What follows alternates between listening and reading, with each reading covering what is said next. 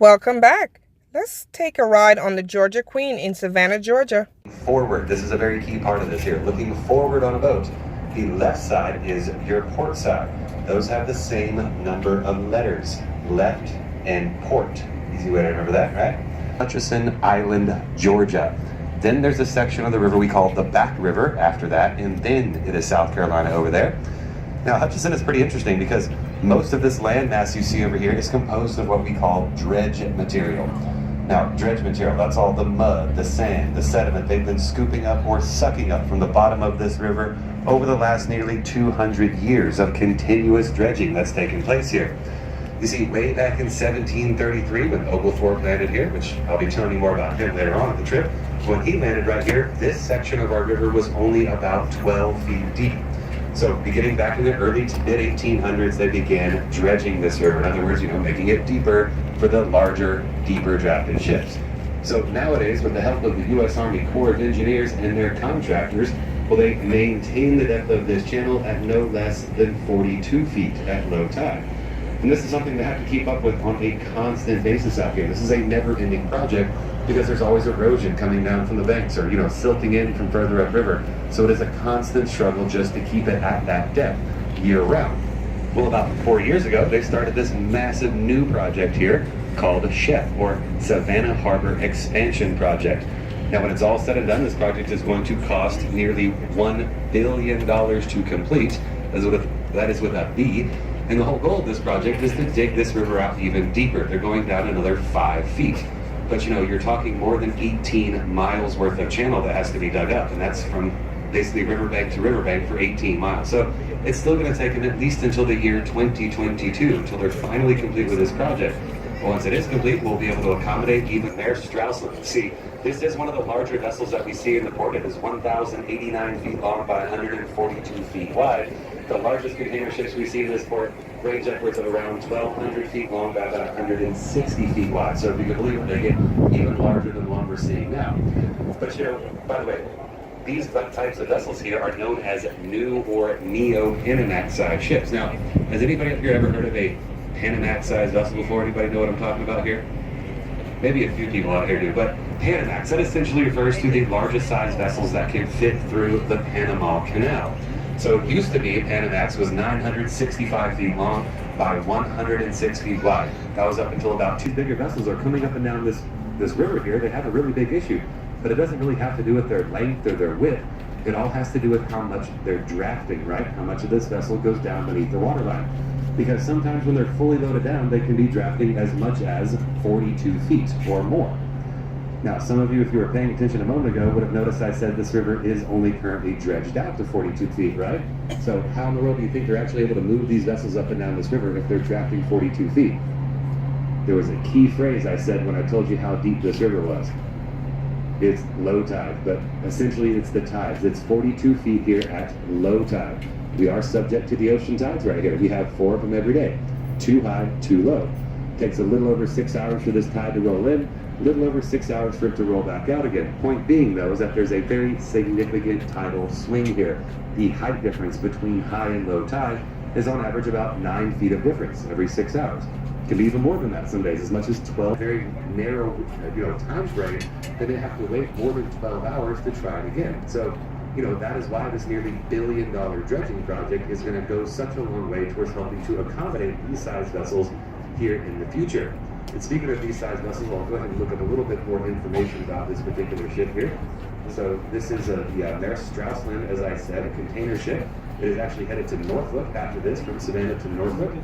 And in case you don't think in feet, that is 3 2, and they arranged a 2-whistle pass, which means a starboard to starboard side pass. That is why we are going rather nice and slow, right close along the Georgia side right now, to see this vessel on 2 whistles. We'd normally be going a little bit faster, but if we were to go faster, we'd be all up in the business of that other vessel that's docked further up ahead of us. So it's going nice and slow to get this is a nice straightaway right here to meet this container ship. Probably most of you are looking on the starboard side now, but all these docks off our port side right now, these are all the ocean steamship terminals over here, some of the oldest shipping docks in Savannah. And as we're passing by this container ship, coming into view right now, you're going to see this massive parking lot off our port side here, filled with hundreds, if not thousands, of brand new cars and trucks over here. You'll see all kinds of brand new Kias and Volvos and Nissans and BMWs all lined up here. Also, of course, you see all the big heavy equipment, all the backhoes and bulldozers and things like that. Now, all these vehicles here, they're all waiting on a very special type of vessel to come and moor up here, known as a row-road ship. That stands for roll on and roll off. Looks like a big floating shoebox on the water, but what they are essentially is a big floating parking garage. And on the stern of the back end of these vessels is a giant ramp. You can just fold down to the shoreline right here. That's how they're simply able to drive on and drive off, or roll on and roll off all of these different types of vehicles that you see here. So if you've never seen a row-road ship before, here's some favorite types of row-road vessel under that little machine in your pocket. You'll see what I'm talking about. Very weird looking ships.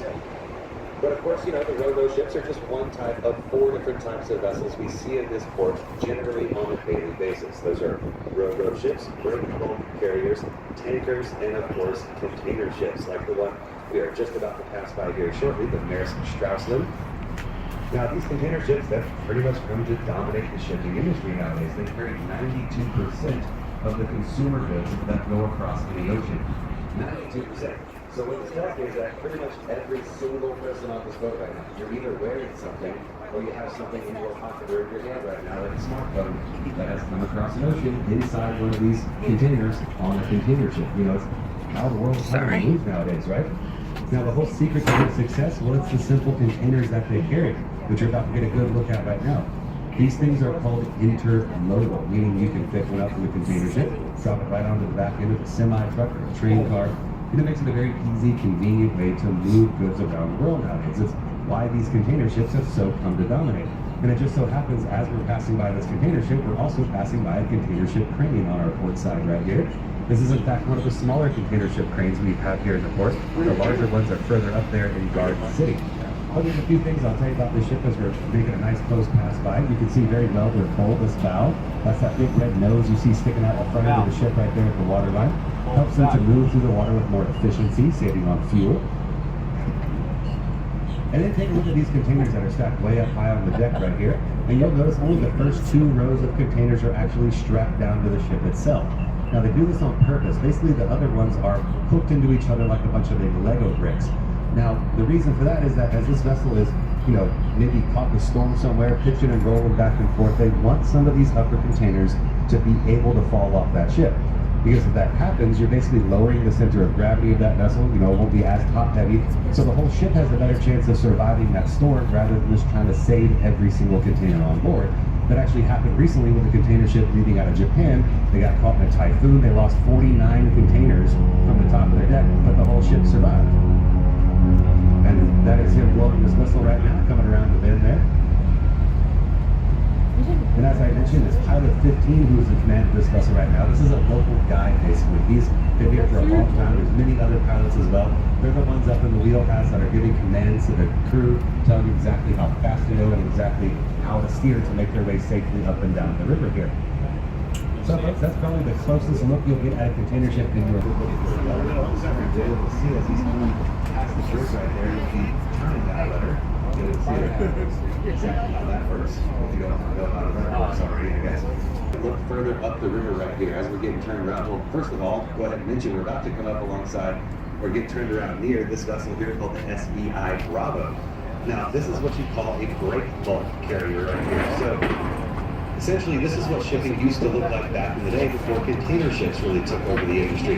You can see they have their own cranes that we put container, right? So, they generally carry the bigger pieces of cargo, but they also carry all the loose stuff like sand and gravel and things of that nature. So, they still serve a good purpose. They're just not the most dominant form of shipping in the world anymore. Now, I do want to briefly talk about the different colored flags you'll see flying aboard these ships. If you look way up high on the masthead of this vessel, you'll see 3 distinct flags. Seeing that American flag up there, you know that that is a foreign flag vessel. You can see their nation of origin flying off the stern right there, which happens to be the Marshall Islands in the South Pacific. But if you ever see an American flag flying way up high like that on these vessels, they will fly the American flag. But then also, if you look up there, you'll see a solid red flag. That red flag means they're carrying or transferring some type of dangerous material, either explosive or corrosive material on board. And then you have the solid yellow flag up there, which I think they just haven't taken that down yet because they're already unloading their cargo. But generally, the yellow flag means quarantine. So back in the day, that generally meant there was some sort of disease on board. You didn't want spreading from the ship to the shore. Nowadays, it generally just means you haven't cleared customs inspections yet. So you have a crew quarantine the vessel until that can occur. But as you can see, we're getting turned around here. If you look off the port side, you'll see deeper into the modern day port. You'll see where the Maritime just came from. That is the Garden City container terminal up there. You see all those giant Great Cranes along the horizon up there? Now, folks, the Garden City container terminal up there just so happens to be the largest single container ship terminal in the Western Hemisphere right now. So, on this half of the globe, that is the largest single container ship terminal you will find. It's also the second busiest in the U.S. with more than 400,000 containers moving in that single yard every single month. More than 400,000 a month. So it's incredibly busy up there in Garden City, if you can imagine. 20-foot equivalent unit. Some of you may have noticed in the ship that just went by, there's basically two sizes of containers on board. You have a 20-foot long kind and then a 40-foot long kind, generally. Now, a 20-foot container is considered 1 TEU, right? And a 40-foot container would be considered 2 TEU. Really hard math here, right?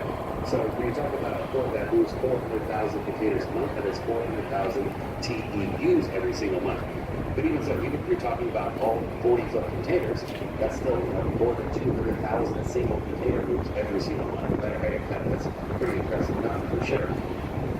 Now, just so you know, the largest container ships that we've ever operated here in this part right now, it's the CMA-CGM John Adams. It's way up there around the big one. It's quite a bit bigger. They can carry more than 22,000 TEUs on board. So we get a whole lot bigger than the ones we even see here in this port. But as you can see, guys, we're all turned around now, making our way back downstream here. Before we get all the way back downriver, there's still a lot more I'm going to tell you about this big, amazing port down right here, the Port of Savannah in the country. Port is on the right. But as soon as they fire off this gun, Captain Joe up there, he's going to be firing off. That's just a listen question. I wish we could say cannon ourselves, but we don't have one of those yet. I'm trying to lobby our boss to get a cannon one day so we can fire back up. That'd be fun. But so also a few months ago, somebody came to me and said, "Why didn't you tell us that was going to be such a loud noise?" Folks, this is a cannon being fired. If you have sensitive ears, you might want to cover them up. Happening here very shortly.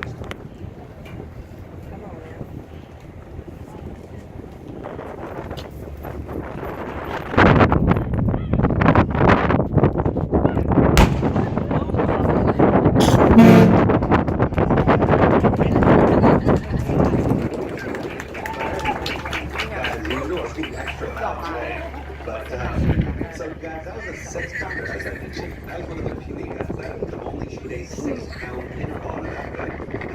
Also, the board, you'll see their motors are 32 pounds. They have mounted up there. Obviously, much more powerful, much louder guns, which they can do still fire off here on occasion. Back in the 1700s and 1800s, as these old sailing ships were making their way here, mainly from the UK, a lot of times they would come across the Atlantic with essentially empty cargo holds. They were coming to the New World, to gather all this material to bring back to the mother country, not necessarily the other way around. But they knew they needed some form of rocks off into the water, onto the city from here to discard, right? And of course, as these stones are found, those Savannahans realized, hey, what an amazing free building material, just laying all over the place. So we started using it for all kinds of things, like, of course, the building I just pointed out to you there. Also, those ramps that lead between the buildings here, the ones you tripped on today as you were walking down River Street. You were tripping on a bunch of old battle stones there, as well as a lot of the foundations and chimneys here in the city are constructed using battle stones. So it kind of neat to think that some of our infrastructure here is literally built upon rocks that were transported here back in the 1700s and 1800s. You can see a hotel, and this hotel happens to sit on a very historically important spot of land for us, because that is exactly where General James Edward Wilberforce landed for the first time in 1733 to start the colony of Georgia in the city of Savannah. Came over here with 114 brave souls from England aboard a ship called Anne. Took them 88 days to cross